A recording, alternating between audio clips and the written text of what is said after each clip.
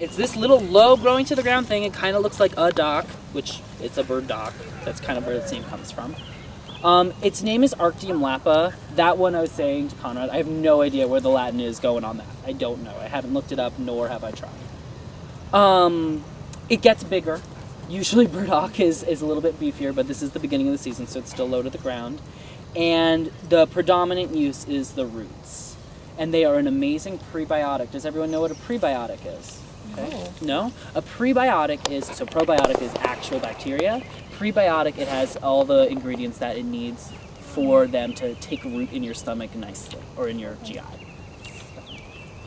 So I know what it is now. the prebiotic? Prebiotic is basically nutrients in the food that help probiotics, like help your gut flora be fed. Okay, So, like all those... promotes the growth of probiotics, you Yeah. would say? Yes. And just it helps your natural gut flora. And again, it's another incredibly dense nutritive herb. If you've ever been to a Chinese food market, gobo is burdock. So a lot of people don't know that, and that's very exciting because now you have a new grocery and you know what it is. It's also an incredible lymphatic. It helps to move lymph. It helps the liver process things better. It's really good hepatorestorative.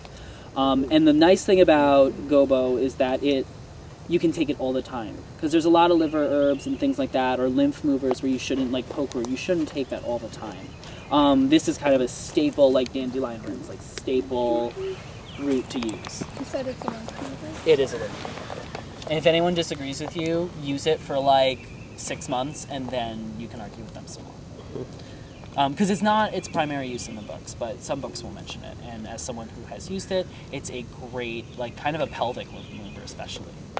Burdock is the American name? Burdock is the American name. The Latin name is Arctium lappa. Okay. And what did I say last time? It was like, I was like, well, if you were in the Arctic and you needed to eat roots, you would eat burdock root. I don't know. I was like, Arctium, I don't know. I don't know that one. But, you know, for the test, remember, it's going to be these kind of broad leaves. You know, just look at the plant firstly and just be like, okay, burdock, memorize. But then when you're actually, if you get lost, the big thing that I was saying is those wavy leaves in kind of a spade-like shape, because they will be bigger by the time the exam comes around. And look at that purple midrib, that purple central vein. That is another great way to identify it. I mean, a lot of these plants, like, you know, fennel looks completely different, so you probably won't mix them up on the exam. But just in case you're having a moment, you know, because I feel like a lot of people who don't go on the walks, like, you could mix up yarrow and fennel. If you really didn't study, you could. Like, be like, one of these is leafy, I don't know. But usually the people go on the walks, like, you don't have to study for this stuff, because you're like, yeah. How many people know burdock? I mean, it's pretty famous. Yeah. A lot of people know burdock, so. I know like a lappa. We call in Greece lappa. Which is the lappa part. Lappa, Yeah. What yeah. does lappa mean, do you know? It is probably I'm not sure. Probably the way of the leaves are. Okay, like it refers to the shape more to the leaves. I'm not sure. Don't take it for. Okay. For, I was trying to dig into that meaning because I really don't know it. yeah. Okay. Do we have to know the common name and the Latin name It's for the important. test? It's good to know them both, yeah, because they may be referred to on the test as one or the other. But like when we have to identify it? When you have to identify it, she'll probably want the Latin. Okay. Did I bring burdock? I did. Do you know how it moves lymph? I don't know exactly how it moves lymph in terms of its mechanism of action.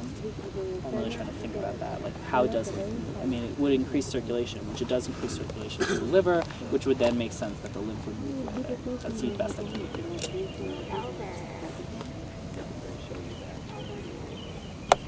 Oh, the flowers too.